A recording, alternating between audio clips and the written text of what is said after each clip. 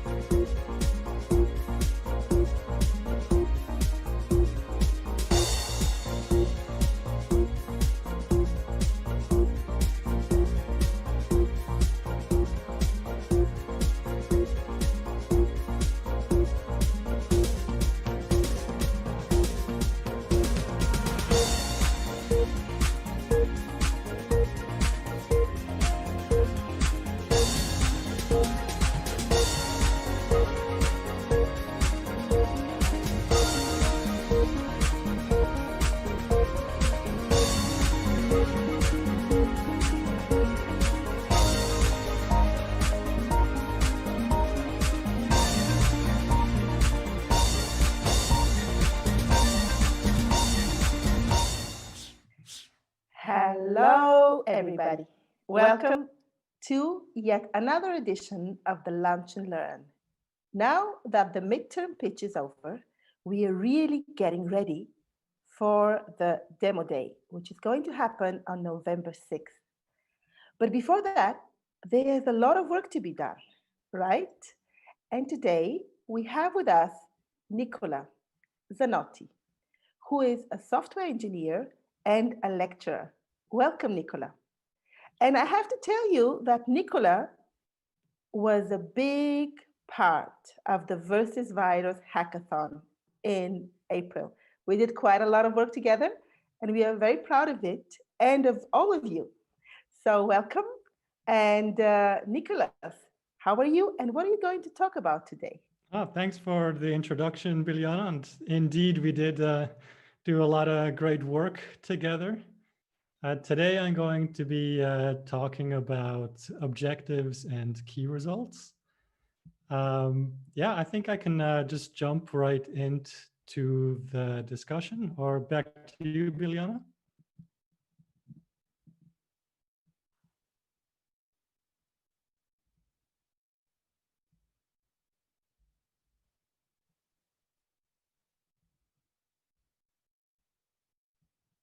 Okay, thank you, Daniel. He's changing the slides for me in the background here. So I'll jump right in to the topic, but first let's take one step back here. This is a talk, TED Talk by Bill Gross. And he did an analysis over hundreds of startups to see what attributes they have for becoming successful. And in his conclusions of this talk, he says that execution matters a lot, more so than maybe the original idea.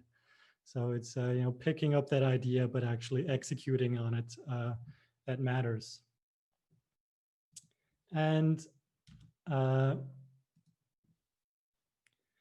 to kind of fundament this statement, we also have another gentleman by the name of John Doerr.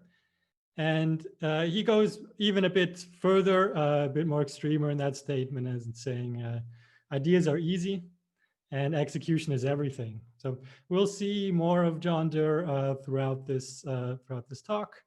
But it kind of fits what we've been seeing in all these launches we've been doing with Versus Virus, that we've had the original idea, but a lot of the talks are based on like how to actually execute and fulfill and achieve whatever vision that you have set with the product.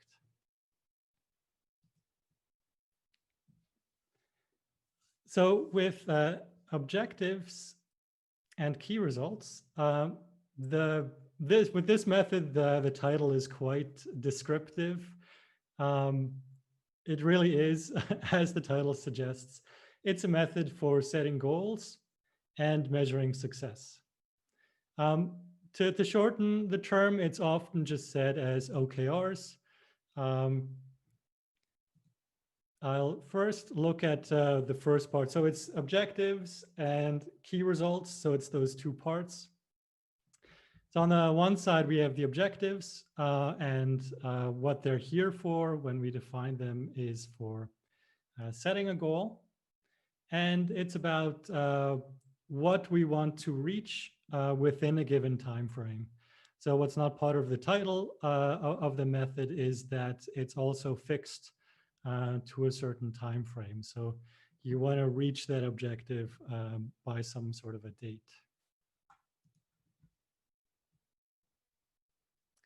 And on the other side of the title, we have the key results. And what that means is that we want to make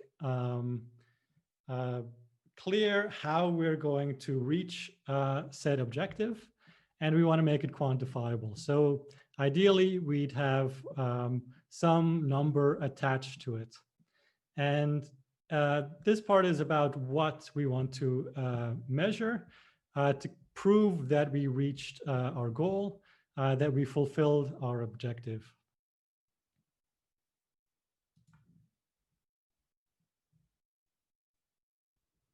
And this brings me kind of to an analogy. I first heard this in a talk by Zalando when they were speaking about their radical agility concept. But this fits well here with OKRs. And that's the sense that we have a team of people and they want to reach an objective. And in this analogy, we're in a speedboat and we want to be able to reach an island.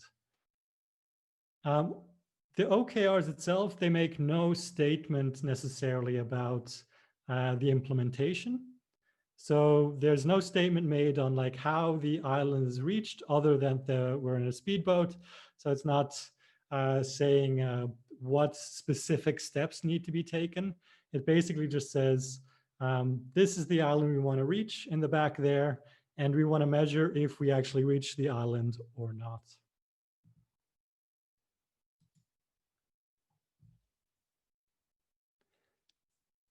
In between here, before I speak further and give some examples, so of course I need to give credit where credit is due. So this method is presumably has been created in the 70s by Andrew Grove.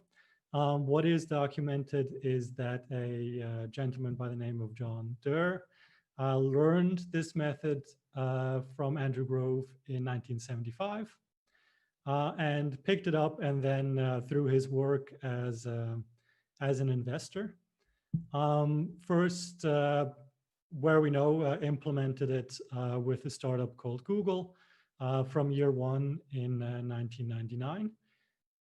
And since then, it has been used year for year at Google to great success. But it's originally created by Andrew Grove, and John Durr is one of the key messengers here to make it popular and to make it more widespread. And also to document it or talk about it thoroughly, so to pick it up from there. He also wrote a book on the subject. So let's give you all an example. So what do we actually mean by OKRs? So in the first part here, in this example, this is a made up example. I've been using OKRs myself in a startup for the past 6 years. So much so that actually I don't feel quite complete in my daily work without having an objective and without having any defined measurements of success. So here in this example, I kind of took it out and adapted it a bit from my daily work. So in this objective, we say customers gain more trust in the brand after purchasing a product. So here the objective itself is quite broad. It can be broad. It doesn't need to be completely achievable. We just want to say, you know, that's the thing we want to reach in the end. And we'll define what the success is in the key results. So in this example, we have some sort of a product we offer and some sort of a brand. And we want that the customer just has more trust in the brand after getting the product. So not necessarily that the product itself speaks for itself, but that we can do additional things as a team to fulfill that objective. And here in this example, we have 2 key results, so we can define multiple ones. It's not just one. And the first one we say, customer satisfaction rises from 70 to 75. This example would be using some sort of a survey after the purchase. I often use a Net Promoter Score for ranking, getting feedback directly from the customers. And as a second key result, we want to say that cancellations of like this product purchase or returns of this product are reduced from 5% to 3%. So out of the total customers that got the product, currently it's 5 people returning the product, and we want to reduce that down to 3 people over the course of this time frame. Now I'll give you a second example here, just kind of more fundamental of what it means, what an OKR is. It's along similar lines. We're making an assumption here that we have some sort of a product or a series of products that we're selling as a company. And in this objective, we say we want that customers can find further relevant products after their first purchase. So we want to do some cross-selling. And here in this example, we just have 1 key result. So one aspect of looking at it. And we can say we want 5% of customers to make an additional purchase within 2 weeks.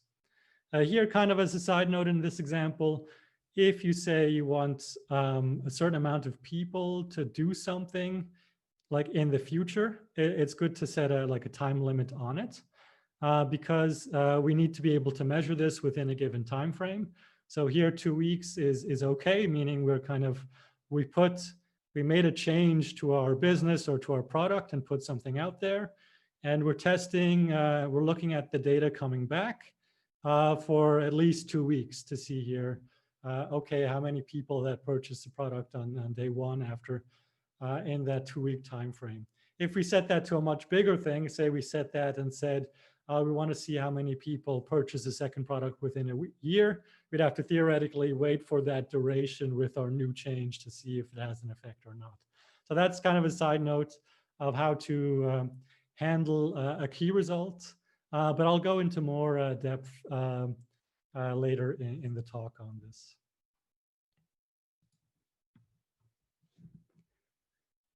So now that we've seen these 2 examples and we kind of know what an OKR is and like how they're defined and how they're written, I'd like to speak a bit more about the attributes that these defined OKRs can have. So as mentioned, so they're fixed within a time, and that means that they're also created periodically. So it could be that the team gets together every half a year to discuss the new objectives and define the key results, or they get together quarterly, or they get together monthly. I personally find throughout 6 years of using OKRs that quarterly is kind of that sweet spot. At least it was in the business I was in. Of course, it varies from industry to industry with the different pacing of changes that can be made. But since I had a digital product, it worked well to get changes out in front of the customer and measure how the customer interacts with that change, if they agree or disagree with it, if it has a positive effect, and do a few iterations within the course of a quarter. before, seeing at the end of the quarter, did we achieve the objectives or not? Or did we say, did we do what we said we would do before moving on and defining new ones? Also, a good attribute of OKRs is that they should be visible company-wide, meaning if you're just a small startup, small team, of course, this is not necessarily a big benefit. But as soon as you're multiple teams working on multiple different aspects of a product, then it makes sense to share these openly and be very open about them, so that the other teams can go and look and see, hey, what is this team trying to do? Can we support them in some way?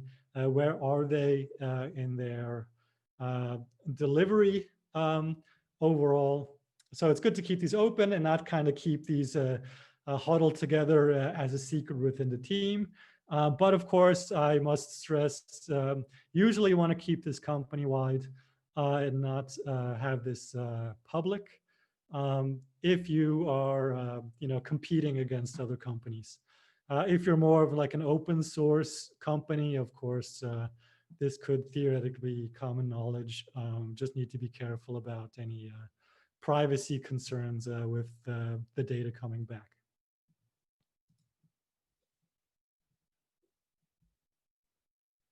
Further attributes of OKRs is that they can also be defined at multiple levels. So what do I mean by that? You set an objective and that scale of that objective can vary, right? So you can set an objective that the company wants to achieve as a whole, or you can set an objective that a specific team can achieve.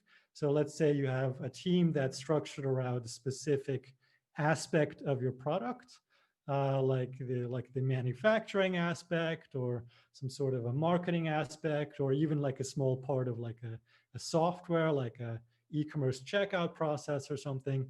Then you can set the objectives very specific to what the team will implement.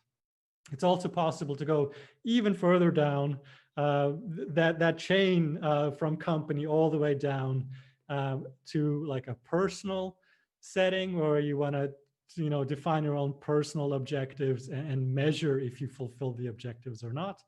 I personally don't necessarily do this. I'm more of a to-do list person on that level. But as an example of how like an OKR could look like personally, would be, objective is, this quarter to be more healthy.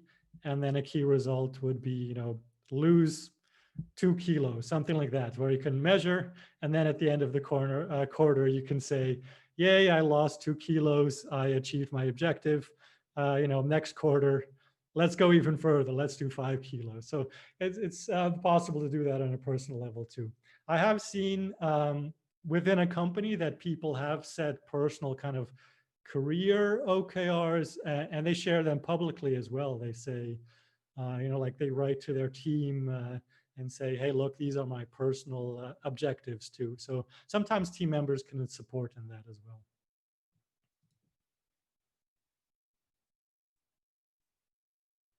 So now I'm back to my kind of a speedboat analogy here. So objectives should, or these goals that you want to achieve, they should be set ambitiously. So you don't want to set this goal too easy in terms of, you're going to reach it. You don't want to set it too hard that you already kind of give up early on, knowing that you can't achieve it. But you just want to have some sort of a spot in between. And the benefit here is that it creates urgency. So you have the feeling like, no, I can't wait till tomorrow. I can't wait till next week. If I want to achieve this goal, I need to get going. I need to work on it now. You also create some sort of a sense of excitement around it too. So if you're in a team and you have an ambitious goal and the team is behind it, then you can create some excitement, and then people really start pushing and working on it and becoming focused. Again, here, it's not really part of an OKR to say exactly how something is achieved. So you never say, you know, how basically do we need to steer the boat to get to the island? That's not defined. The reason here is that you really want to leave that creativity up to the team trying to fulfill that objective. That's a rather important aspect. It's also a very beneficial one. So you don't want, you know, some outside person like a management from the outside of the team kind of predefining everything. The team that's working on that subject matter has the, you know, the best knowledge of it, and that's where the creativity would most likely lie. So that's why the specifics are not part of the OKRs.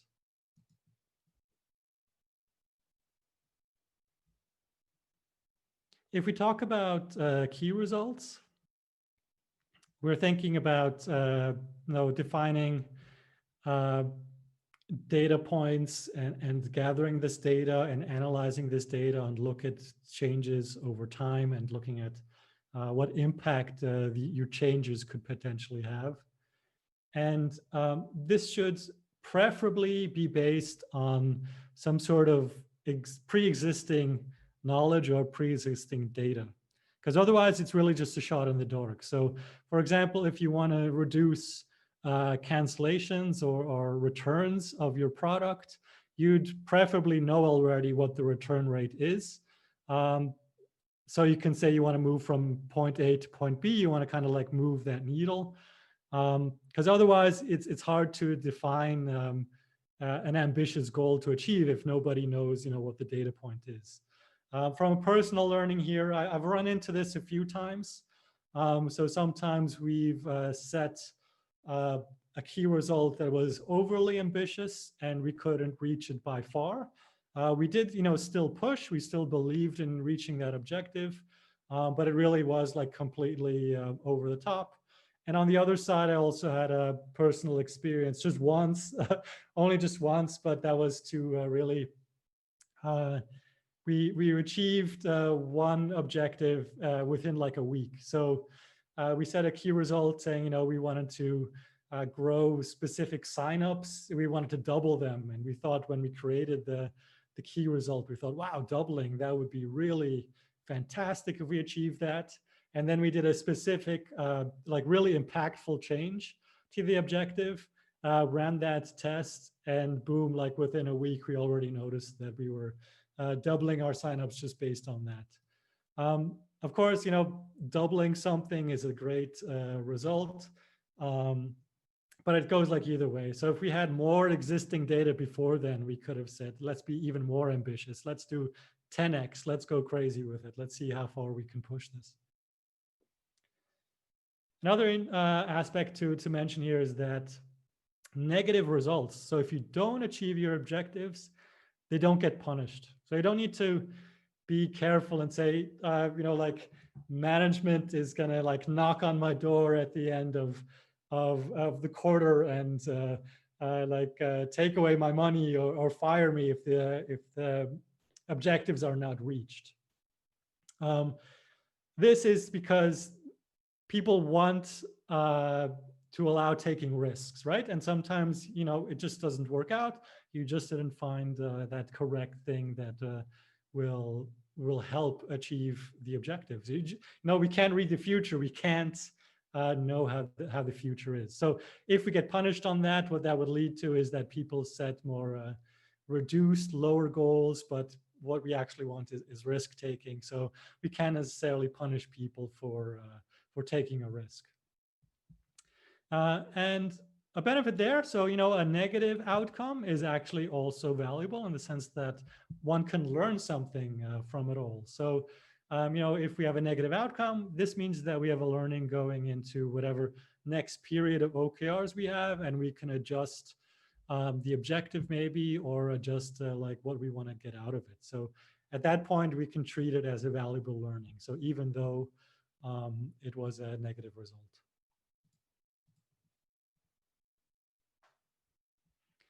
So for the advantages, it's kind of how do I see, or how is this documented, that what's the benefit of OKRs if we do all this?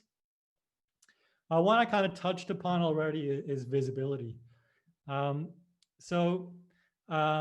With visibility, I mean, in the sense that it's transparent, that everybody in the company can kind of look it up somewhere, maybe some shared document, maybe some internal wiki or something, and see like what team is doing what. If I'm a manager, if I'm an executive, I can really go down and see what are all the different departments and teams working on.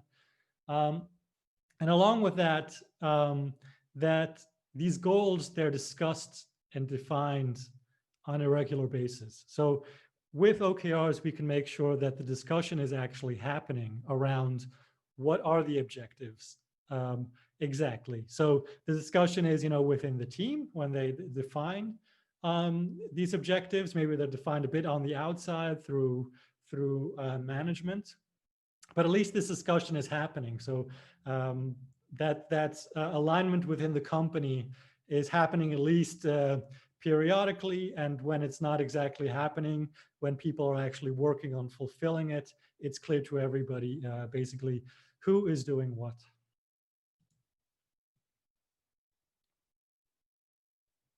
Now, we have a lot of lunch and learns and a lot of different methods and methodologies and topics and tips and tricks and all of this. So, this is yet another method on top of all the existing methods we have, right? We have such a wide array of ways of thinking about how we do our work. So, I want to be clear on that. It's just basically one cog in this entire thought process that we have in our heads, this entire machinery. But with that, it actually fits really well with other common concepts that we know of. So one of them definitely is the vision and mission statement. So we have our product and we have our vision and we have our mission of what we want to achieve. These two statements definitely help define what the objectives are. So, the objectives need to be in alignment of, our kind of like 5-year overall vision of like how our product is going to turn out, or what the impact is we're going to have. So if they're not in alignment, then definitely that the discussion needs to happen, that needs to be pointed out. Same thing goes for business strategy. So the OKRs are just here to help like define that clarity and measure.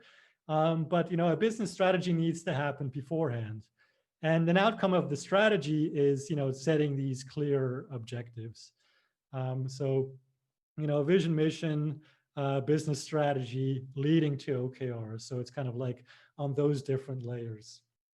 On the fulfillment side, it actually also fits very well with common methods we've been using. So I, as an engineer, I apply, like agile methodologies, for instance, Scrum or Kanban, and these actually fit very well together. So in an agile world, we also want to go back and then continuously learn and repeat, what we're doing and build on top of that. And OKRs fit perfectly right into that, right? Where we say, this is our objective, did we reach it or not? If not, next time we adapt and we move on and we see what works next.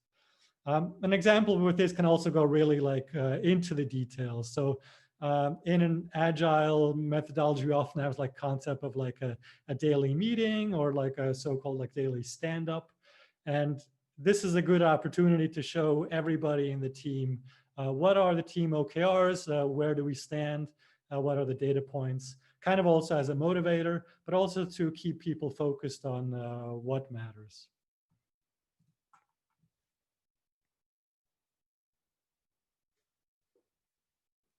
In terms of reporting, so, I was just speaking of like, we would show it to people in a meeting. Of course, we want to kind of have some sort of a overview of who's doing what. On the right side here, we have just, it's just like a Google Doc template one could use, but they're like one of the main things I kind of want to point out there is that Hey, they get updated continuously, so it's a living document. It's not just one we create in the beginning and then at the end of the quarter we kind of like fill in the blanks. This should be updated constantly. I've had it that my superior would want to see the results or an updated version like every Monday morning. So we make sure that the previous week was always documented in there so they can have a look. And here we also have some different states of like this timeline.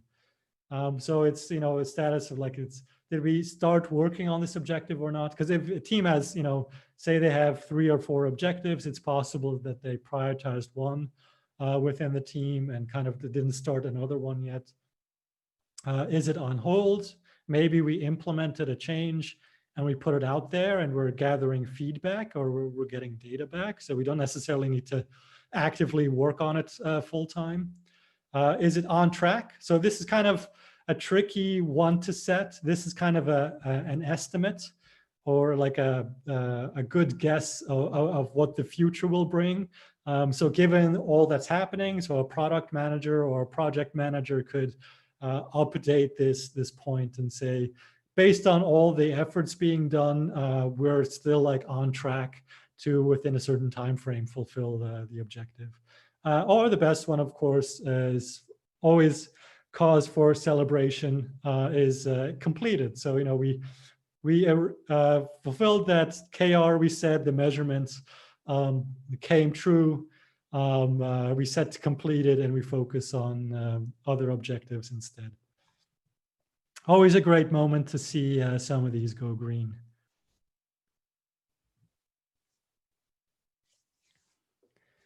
So at this point, I'm more speaking kind of out of my own experience here. So just some personal tips for you if you pick up the OKRs and want to get going with it. So during the execution, so, you know, after you set the objectives and you're kind of like mid-quarter through, you want to plan enough time for gathering data. Oftentimes I've seen that you always plan for, did that feature get created or not?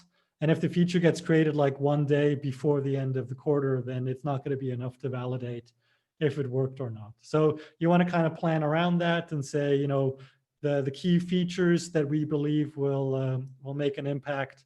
Those are the ones we want to get in early and we want to start measuring so that possibly you can also iterate and change and measure again. I've mentioned like that on track part in the previous slide that here you should be kind of, if you're setting these yourself, if you're the product manager, you know, be skeptical, pardon me, about being on track. So, you know, everything is on track until it's not. It's easy to just set everything on track. So yeah, it's looking good. And then at the end of the quarter, all of a sudden, magically, everything goes off track and everything goes to hell. So you want to be skeptical so you can kind of raise the alarm a bit earlier and start really reacting or being more focused and start prioritizing more. It's okay if stuff goes off track. You can, you know, during the quarter, you might notice the efforts involved in the different solutions. And so you can kind of start prioritizing more on what has a greater impact. So not all of these results need to be achieved. Some further personal tips is that it's good to proactively create OKRs. So if there's none available. So while I don't create my own personal OKRs, if I'm working on a project or working in a team that doesn't broadly use OKRs, I will still create them and kind of be clear about them if I get a task I need to complete. So, you know, if I'm part of like a versus virus organization and I have a specific task, even though, you know, we might not have like across everything, everybody's using OKRs, I will personally in a meeting state, you know, this is my task and I've set these objectives. This is what I want to achieve. And this is also how I'm going to measure if I achieved it or not. And then, you know, to really come back because, you know, I want to be able to tell somebody if I, you know, fulfill my task or not. Because if I don't do that, if I don't have that clarity, then it's possible that, it doesn't happen, or I don't get the necessary feedback I might need or inputs to do that job correctly. And here also, this is more concerning if there's multiple different teams within a company working on OKRs. Oftentimes, you can be helpful in another team, for another team to achieve their objectives. It could be, giving feedback or delivering something they need. Say I'm a designer and the other team doesn't have a designer, I can go and help them to achieve their OKR. So you can see it as not only, does the team need to achieve their own, the company needs to achieve all of them. But this is kind of a balance you need to strike based on where you're at with your own objectives. So, if you're not delivering there, then you've got to, hunker down and be more focused and maybe say no more often than not. But if you have a feeling, okay, you can step away from your own objectives for a moment in order to help another team, that's definitely a good thing.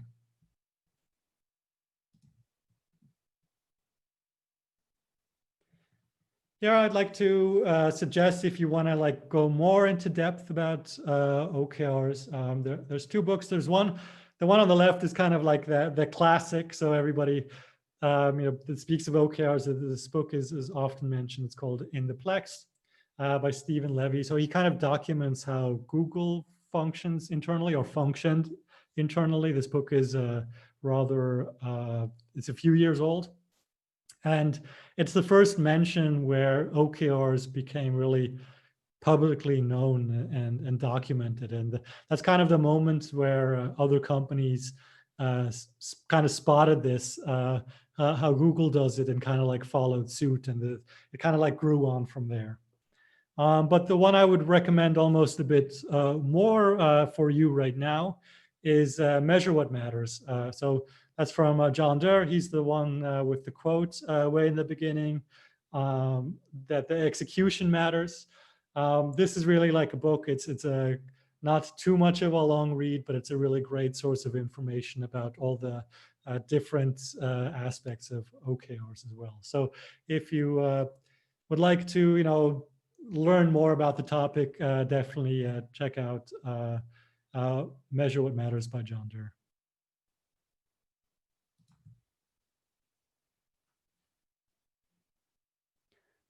So this leads me already to the end of my part of the talk. So it's or my talk here before the questions. So just to kind of reiterate, so what were the contributions here? I hope you gained an understanding of what OKRs are and how they work, and also I hope you received some good inputs from me on how to actually go out and implement them for yourself. And I like to kind of end my talk also on a final quote. This is from Larry Page from Google. He did speak quite highly of this. So he says, OKRs have helped lead us to 10x growth many times over. They have kept me and the rest of the company on time and on track when it mattered most. I absolutely agree with Larry Page's statement here. It has helped me greatly, this method, in achieving results and achieving impact and being able to prove, of course, that I did so. And at the end of the day, of course, celebrating those ones that did go green and did have a lasting impact. So that's a very exhilarating thing for me at work and also for a team. So yeah, thank you very much. And I will now go on to the questions round.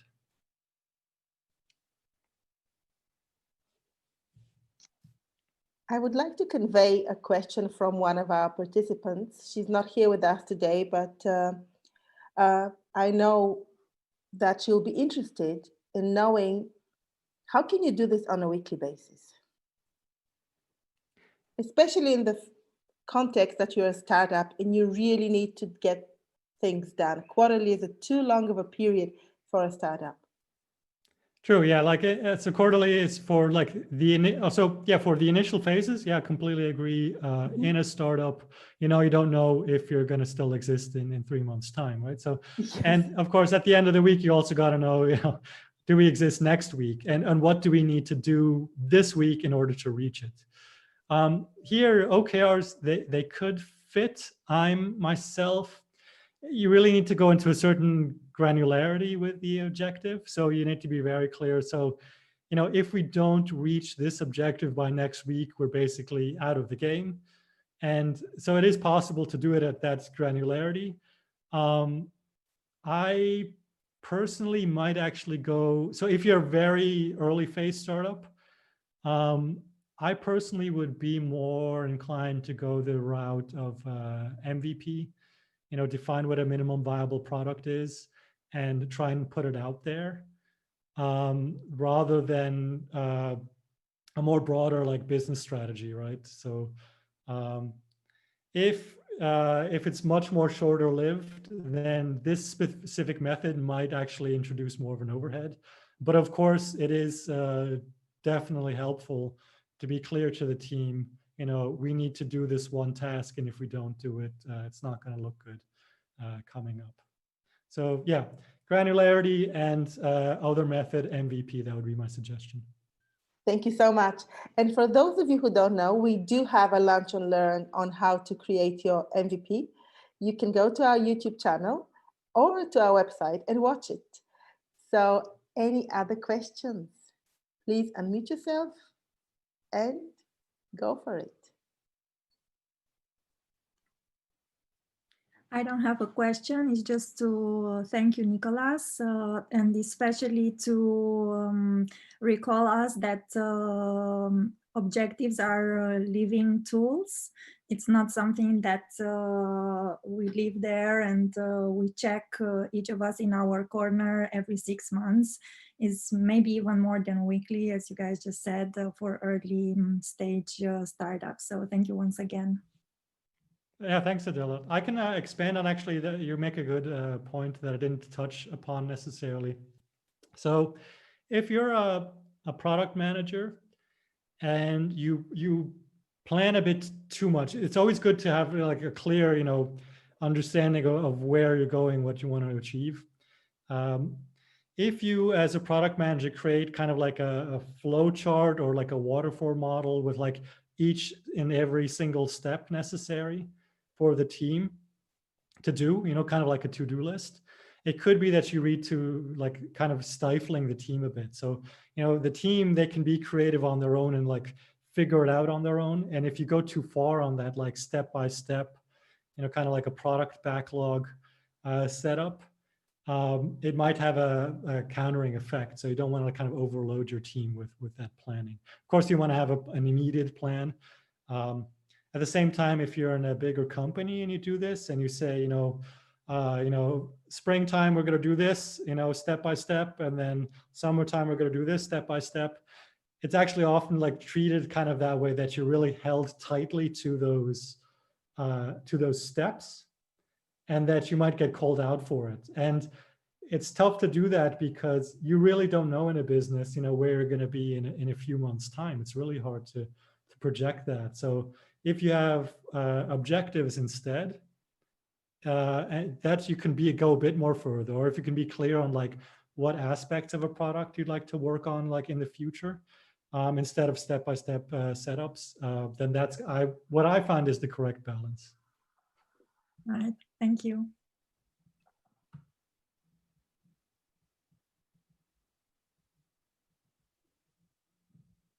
Yeah, thanks from my side as well.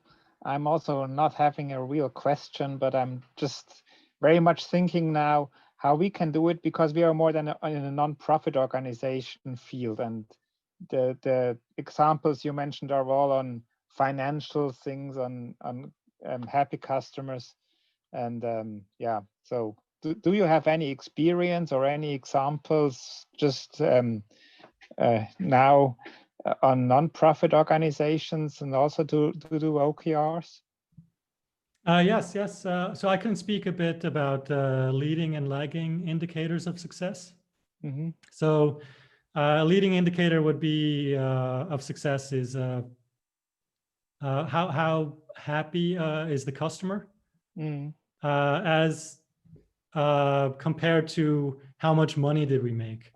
So, you know, if you have KRs that say we want to make a lot of money, that might be detrimental because you might be doing things that make a lot of money in the short term, but don't necessarily lead to a happy customer.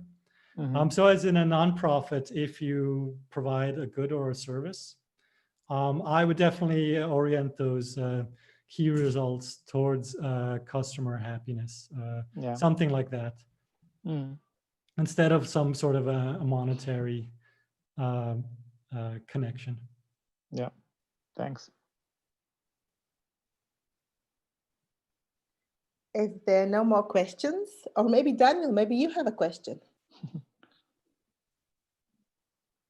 Otherwise, no. Okay, so if there are no more questions, thank you very much, Nicola. It has been really informative, and I hope our incubatees are going to put it to use. I can definitely take some advice from you, and I can turn some of my goals into objectives and key results. And next time, we are going to have our very own Nikki, who is going to talk about how to prioritize. So please be welcome. Join us next Friday or next Friday to have lunch and learn together. And we'll see you next time. Have a lovely weekend. Enjoy yourselves. Thank you one more time, Nicola. Bye, everybody. Bye-bye.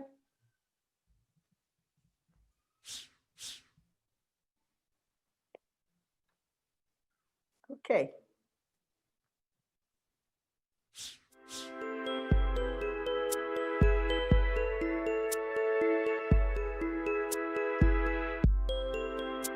Great. Thank you.